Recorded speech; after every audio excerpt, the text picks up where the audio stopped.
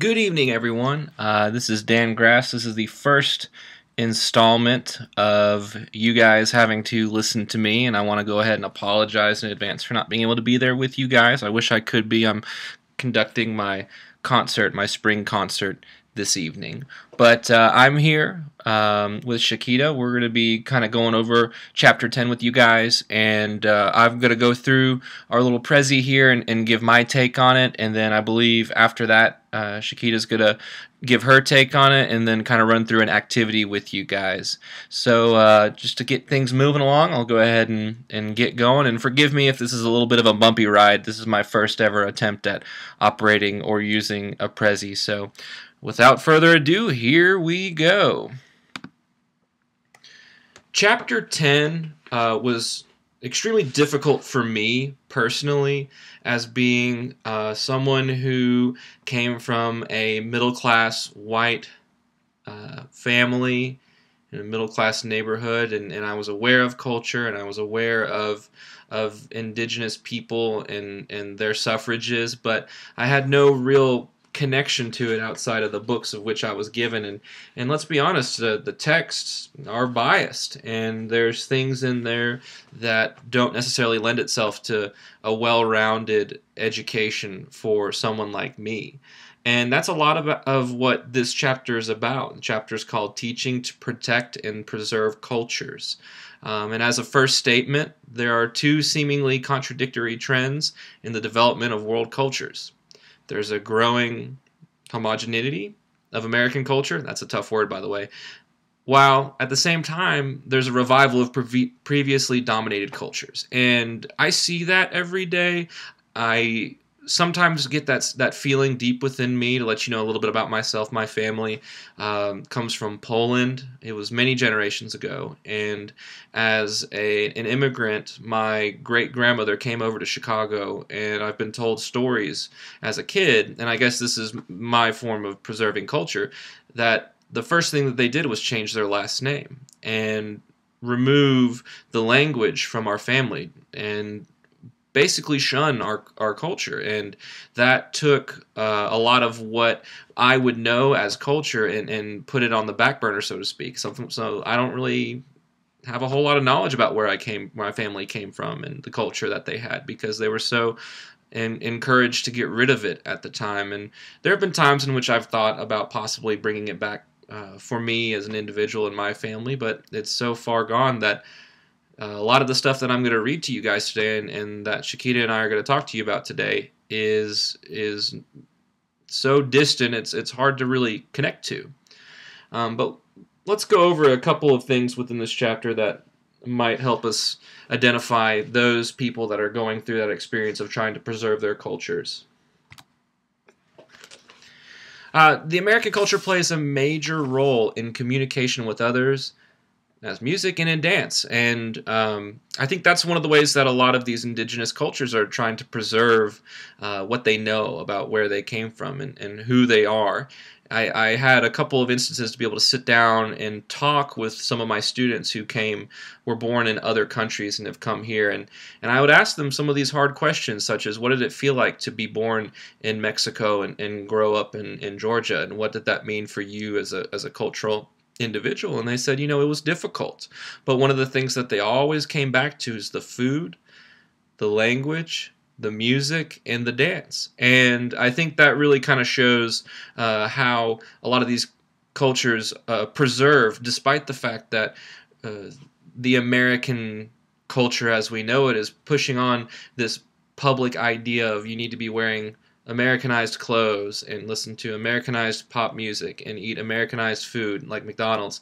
And I think that there is a resurgence, especially in the younger kids, that that's not necessarily the case, and that they don't need to be afraid to use their culture in these forms, in music and in dance and in food. But we've got a little video here, and this is just some of the folks here, that are kind of exercising their cultural abilities in dance.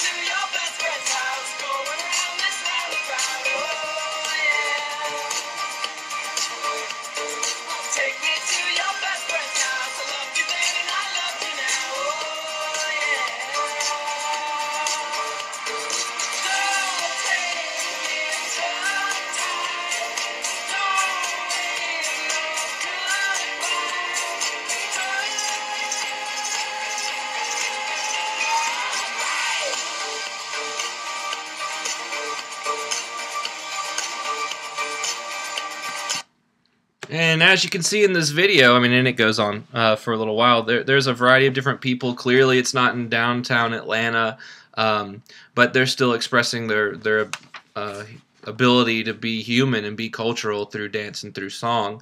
One of the examples of this that I found really interesting for me coming into a big city, moving into a big city like Atlanta, is when my wife and I went to downtown Decatur and we walked around downtown for looking for dinner, and there I saw a group of dancers who were practicing this dance called capoeira, which is a Brazilian traditional dance.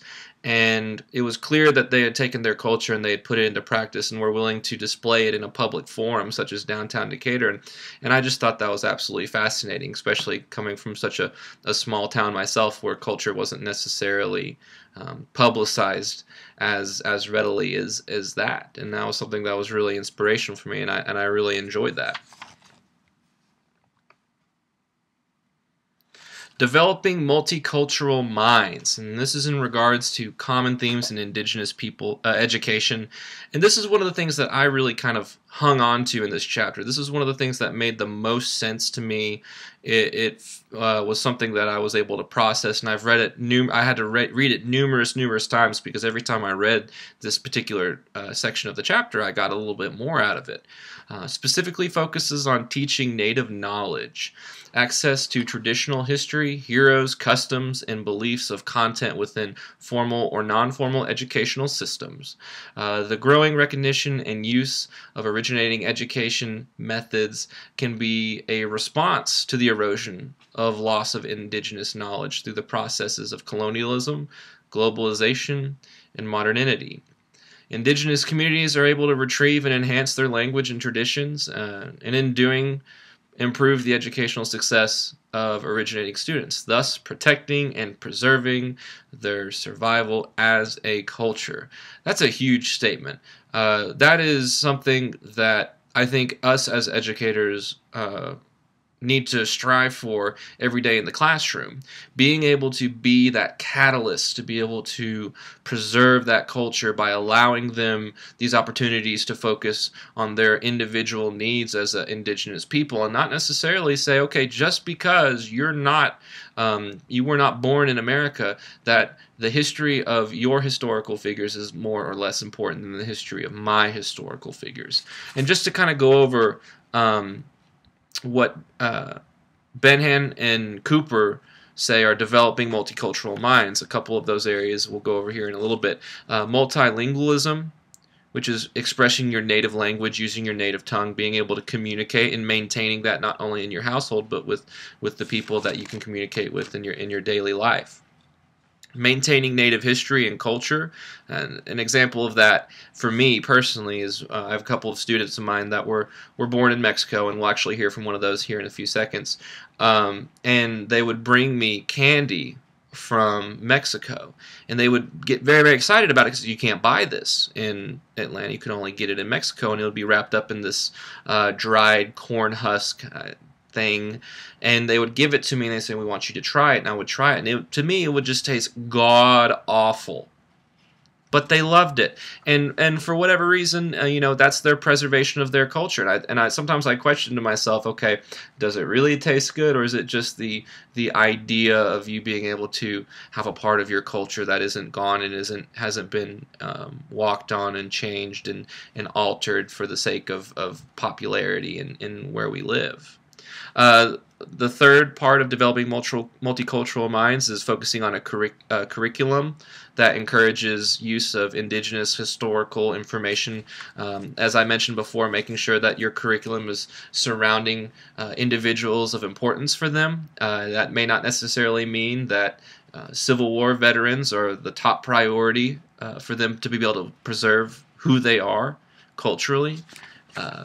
Fourth is responsibility to self, family, and community, being able to live amongst the people you culturally can relate to. And then last is native education that children want. And I think that's kind of a culmination of all of those ideas, being able to give them an environment where they're using tools that relate to them when they're talking about people that are historically important to them, and being able to preserve those things for them. And here's just a short little video that explains multilingualism, and it's essential for preserving native cultures and crossing the borders between native and global worlds. When you watch this video, you're going to see things that, and we'll just go through a few brief moments of it, you're going to see things that maybe culturally can be perceived in different ways.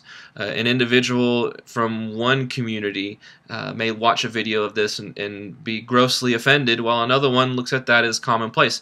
And I think that's where the importance of multilingualism really stands. And I think that's where we need to kind of look inside of ourselves and our students and make sure that whenever we are portraying these lessons and we are talking about musics and we are talking about sciences and things like that, that these are all things that can be associated to not just you, but everybody. Or at least if maybe it's not associable to everybody, you can relate to those individuals. So hey, say, I understand that maybe this isn't something that you personally can relate to, but tell me how you feel about this, and what's in your mind's eye, how do you perceive this? So we'll watch a couple of this and see if it stirs any effects.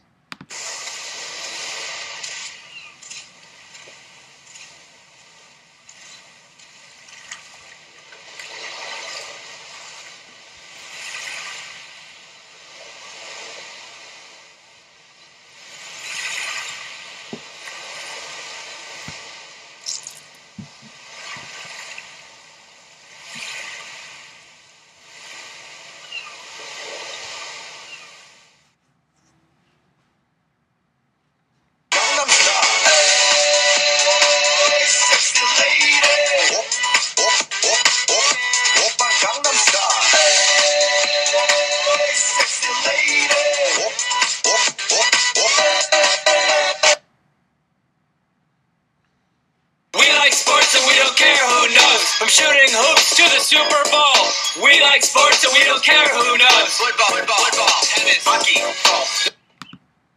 So that kind of goes over a few things, a few areas, and that obviously you can see Homer Simpson there. He's about to make a funny, but which I always enjoy. But that goes over a couple of things that are clearly unique based off of one's cultural background, and I think that for us to be able to understand that and be able to speak not just the same language in its literal sense, but speak the same language in its cultural sense is really what multilingualism is trying to achieve. And now we have the principles of indigenous education. This component allows natives to find each student's gift, maintain professionalism, use real objects and tools, practicums, apprenticeships, elders, and other students as teachers through peer observations. These principles are illustrated with personal teaching experiences and historical examples. While examining these principles, it became apparent that they operate best within the context of community and that they may be different types of communities. This is where I began to have a lot of difficulty understanding the text. This is when all of a sudden the things that I read don't necessarily ring any bells for me in my history. But what I kind of gathered out of these principles, and I kind of summed it up as in 4 principles, is that it's really a marriage of mind, body, spirit, and environment/community. What we're talking about here is a shaman being able to pass on information about their spiritual understanding of the world. Why the sky is blue, why the grass is green, and then all of a sudden you have this indigenous child who thinks that the sky is blue because a spiritual deity painted it. And it's examples like these where it becomes more foreign to me. But it's important to understand these because when you're talking to an indigenous culture, this is critical to their development of intellect. And the book says it's critical to development of their intellect, which intersects native ways of seeing and doing with modern ways of seeing and doing. And an example of that is medicine, and being able to utilize practices of old acupuncture and mix it with ideas of new using modern medicines, laboratory medicines. And that's something that, from a cultural perspective, for many people is difficult to understand, but for a lot of your dominated cultures, it's a no-brainer. Why wouldn't you go see this gentleman and have thousands of pointy needles shoved into your forehead to make you feel better? Surely everyone does that, and that's what develops them. That was kind of a joke. I don't know if you picked that up or not, but for me personally, I don't understand that, but for a huge community out there, they do, and it's important that we as educators and we as leaders are looking into those differences and looking into those interests so that we could find a common ground. Here's an activity, and Shaketta will decide whether or not there's time enough to do this activity or another activity that we may have planned. But at the end of this presentation, when she has some time to kind of go over some stuff, she may decide to do that. So we'll come back to that. This is a video. We had another video here, but whenever I pulled up the Prezi presentation earlier today, the video had been taken down from its user, so it was a giant empty blank space, and I had to fill it with something. So this is a student of mine. Her name's Diana, and she's one of my favorite students. And I just asked her a couple questions about what does it mean to be have culture in America? What does your indigenous culture mean to you? And we'll see what she has to say about this. Hi, my name's Diana, and I was born in Mexico in Guadalajara, Jalisco. And when I came here, it was a little hard just because of the language. I came here when I was around 4 years old, and I didn't know any English whatsoever. But, you get used to it after a while. And I really still like to preserve my culture. I love the music, the food, and just how family close is. And, that was her experience, and I've made a personal point since the beginning of our journey here in this class to reach out to my students who I know come from a multicultural background and ask them questions that maybe they haven't been asked by a teacher. Such as, okay, what was it? How hard was it to learn the English language? How hard was it to get accustomed to a new environment? And do you still feel some of the pressures to change who you are? And it's really astounding to get some of the responses that I do. I've really enjoyed that experience with them. And I just thought that it would be nice to show you guys that. Again, she's one of my favorite students and has really a lot of things to say about where she came from and who she is. And that basically wraps it up. We've got one last slide here, and this is teaching core knowledge. And for me, I found a nice juxtaposition in the text between what the text spoke on Hirsch's idea of core knowledge versus Asante's idea of Afrocentricity, and how very vastly different that those things were portrayed to me. Afrocentricity meaning the relevance of self to what is learned.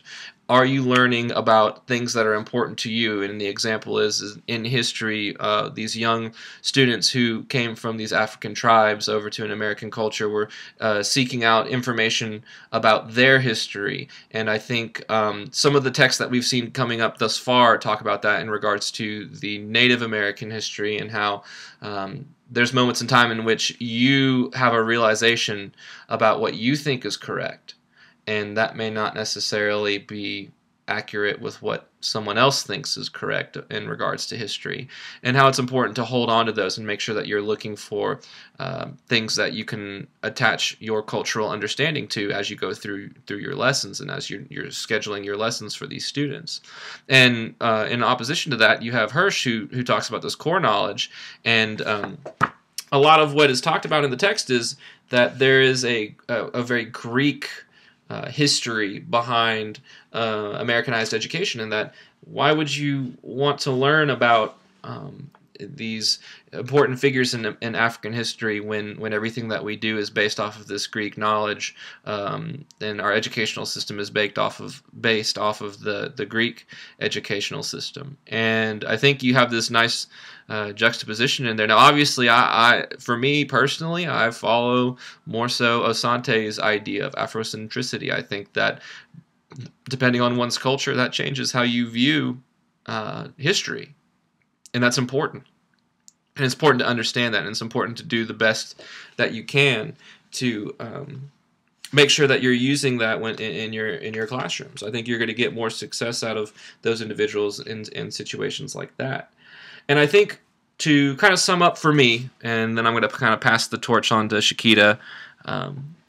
For me, what we're looking at is a increasingly globalized idea of how we connect to one another, with the ability to pick up a cell phone and within a matter of seconds send a message, send a picture, send a link to somebody that's 10,000 miles away in another culture, in another community.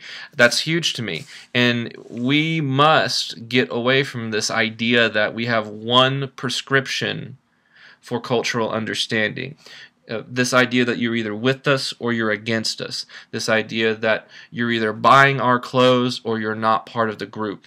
And I think when you finally get a society to understand that, and understand that not only is it important to maintain these dominated cultures, but it's important to celebrate these dominated cultures, I think that's when you finally understand what it means to be global, and what it means to be successful when you're dealing with cultures, and successful not only in communication but in business and in education and in marketing and in health and in science and in history, and all these areas that we strive to be the best in as the United States of America. And I think when that happens, you'll see that success. And here, to kind of close out this video, or this Prezi presentation, we've got a little video here, and it's just a video of the different ways that you can say hello. And I hope you enjoyed my portion of the presentation.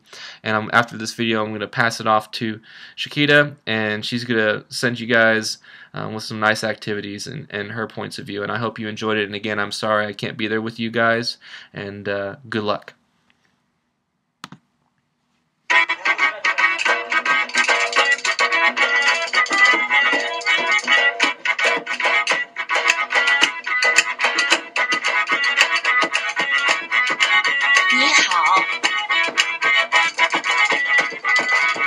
Hola. Hello. السلام عليكم. Namaste. Assalamu alaikum. Hola. Здравствуйте. Konnichiwa. Hallo. Chào chị. Bonjour. 안녕하세요. Ciao. السلام عليكم. Shimano. مرحبا. Video. درود. Mabuhay. Hallo. Goedendag. สวัสดี Yes. Salve. Servus. Terve. Habari. Ahoy. Hallo.